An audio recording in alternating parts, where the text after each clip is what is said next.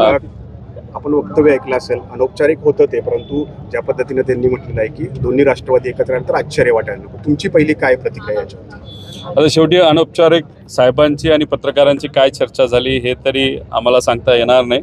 शेवटी ती जी चर्चा झाली ती पवारसाहेब आणि पत्रकारांमध्ये आणि आमच्याबरोबर त्या बाबतीतली कुठेही आजपर्यंत चर्चा झालेली नाही.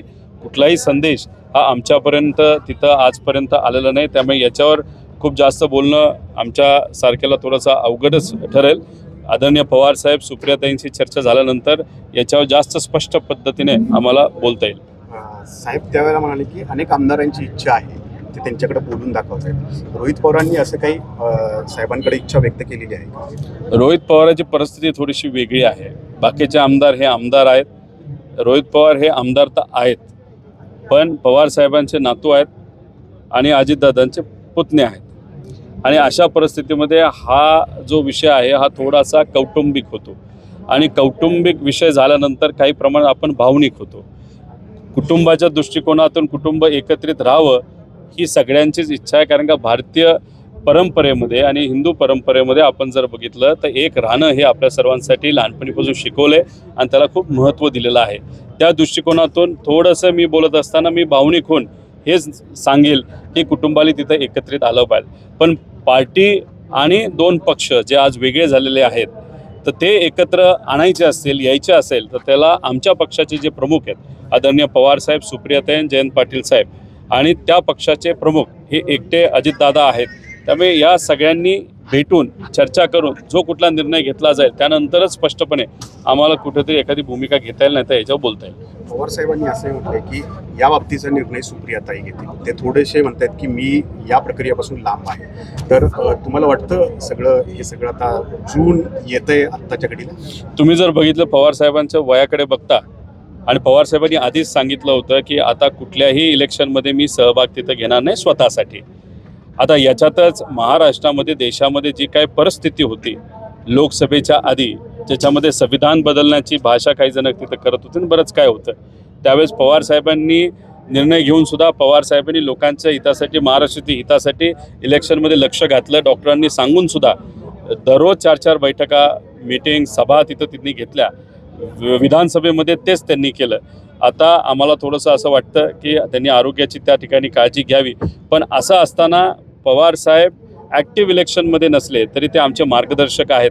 त्यामुळे निर्णय हा पवारसाहेब घेतील, नाही तर सुप्रियाताई घेतील. सुप्रियाताई हे काही झालं तरी पवारसाहेबांचं मार्गदर्शन घेतील, नाही तर आम्ही पवारसाहेबांचं मार्गदर्शन घेऊ. आणि पवारसाहेबांनी जर सांगितलं असेल तर सुप्रियाताईंनी पुढाकार घेतला पाहिजे.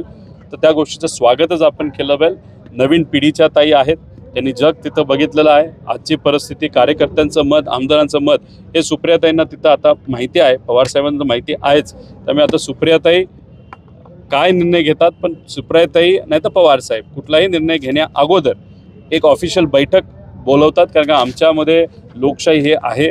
आम्हा सगळ्यांना बोलवलं जाईल, आमच्याबरोबर चर्चा केली जाईल आणि त्यानंतर सगळ्यांची मतं घेऊन योग्य असा निर्णय तिथे घेतला जाईल असं मला तरी वाटतं. या वक्तव्यानंतर आपलं पवारसाहेब किंवा सुप्रियाताईंशी काही बोलणं झालंय?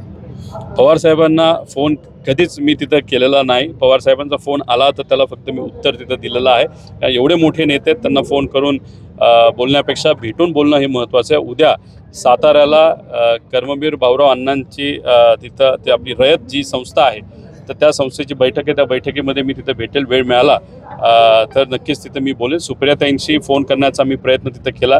अतिशय महत्त्वाची बैठक सर्वपक्षीय या देशाच्या सुरक्षिततेसाठी केंद्र सरकारने तिथं बोलावली आहे. सुप्रियाताई महाराष्ट्राचं प्रतिनिधित्व तसंच आमच्या पक्षाचं प्रतिनिधित्व करण्यासाठी त्या ठिकाणी जाऊन लोकांचे मत जाणून लोकांचं मत तिथं मांडत आहेत, त्यांचं मत जाणून घेत आहेत. तर तिथं असल्यामुळे त्यांचं माझं अजूनपर्यंत बोलणं झालं नाही, पण जसं होईल तसं जास्त स्पष्ट काही गोष्टी मला कळतील.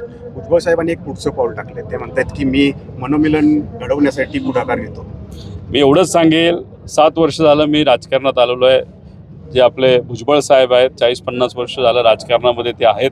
विविध पक्षामध्ये त्यांनी तिथं कार्य केलं आहे. पण काही झालं तरी पवारसाहेब आणि अजितदादांना ते फार जवळून तिथं ओळखतात आणि त्या दृष्टिकोनातून राजकीय ओळख आणि एकत्रित काम केल्यामुळे त्यांनी तिथं इच्छा ती व्यक्त केली असावी. पण शेवटी हा पार्टीचा जसा विषय आहे तसा कुटुंबाचा सुद्धा विषय आहे आणि अजितदादा आणि सुप्रियाताई एक कुटुंबीय आहेत.